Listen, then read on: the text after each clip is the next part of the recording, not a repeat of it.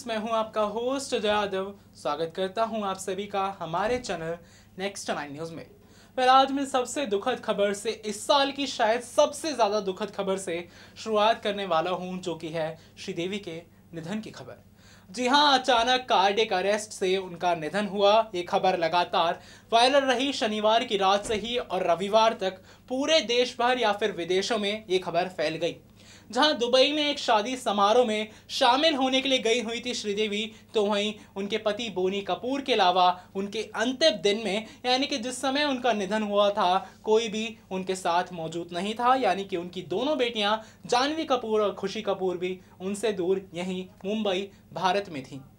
खैर, इसके अलावा आज मैं आप सभी को बताने वाला हूं कि कैसे श्रीदेवी के निधन के टाइम पर सभी इकट्ठे हुए हैं।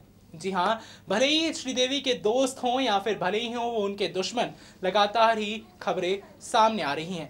साथ ही आप सभी को ये भी बता दें कि श्रीदेवी के जहां दोस्त तो शामिल हो ही रहे हैं, तो वहीं उनके टॉप दुश्मन के नाम भी सामने आते रहे हैं। अब उन टॉप दुश्मनों से कौन कौन शामिल हुआ है उनके निधन में, ये मैं आपको रिपोर्ट्स के जरिए बताऊंगा। साथ ही बताऊंगा कि कैसे श्रीदेवी के निधन के टाइम पर सभी सब कुछ भूलकर उनको अंतिम बार देखने के लिए आए हैं। दोस्तों, हमारी इन रिपोर्ट्स के जरिए देखिए कौन कौन है ये तमाम सितारे।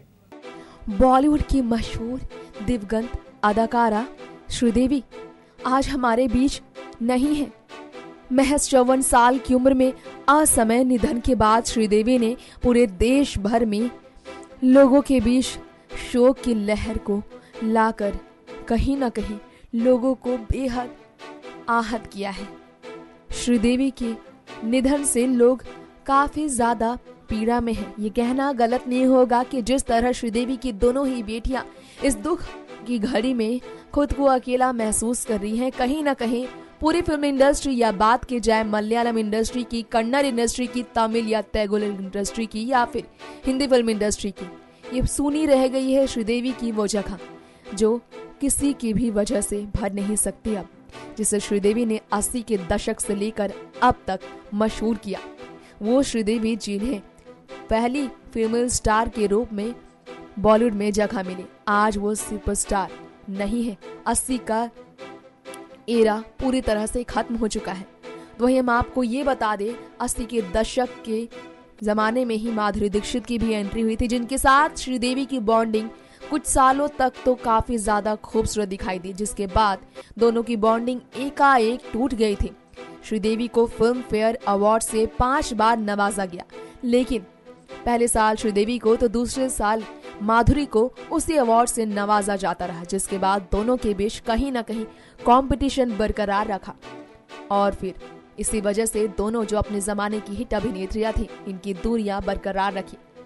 कहा जाता था कि श्रीदेवी की दुश्मनों में से एक है माधुरी दीक्षित, जिनके बीच कैट फाइट की खबरें हमेशा चर्चाओं में रही।